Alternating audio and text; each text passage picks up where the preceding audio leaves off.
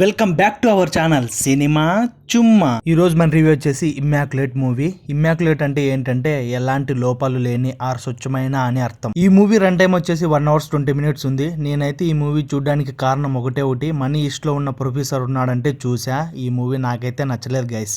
ఈ movie horror అన్నారు, మూవీలో హర్రర్ ఎలిమెంట్స్ లేనే లేవు. మూవీ చూస్తే అసలు భయం ఉండదు. మీరు దన్నాన్ మూవీ చూసారా? అలా ఉంటుంది అనుకున్నా 1% కూడా అలా లేదు. ఏదో అక్కడక్కడ భయపడే సీన్స్ ఉన్నాయి తప్ప ఓవరాల్ గా మూవీ అయితే బాగాలేదు. చాలా స్లోగా ఉంటుంది ఎగ్జిక్యూషన్ కూడా. స్టోరీ ఏంటంటే ఒక చర్చ్ ఉంటుంది, ఆ చర్చ్ లోకి వచ్చిన వాళ్ళు ఇంకా బయటకు వెళ్లారు. ఆ చర్చికి వద్దన్నా కూడా హీరోయిన్ వస్తుంది. ఇప్పుడు హీరోయిన్ అక్కడ ఎలా సర్వైవ్ అయింది, అసలు ఆ చర్చ్ నుంచి బయటకు వెళ్ళడానికి ఏం చేసింది మూవీ చూసే తెలుస్తుంది. నాకు నచ్చింది ఏంటంటే హీరోయిన్ సెర్చ్ చేసే సీన్ ఒకటి ఉంటుంది, అది చాలా భయం వేస్తుంది.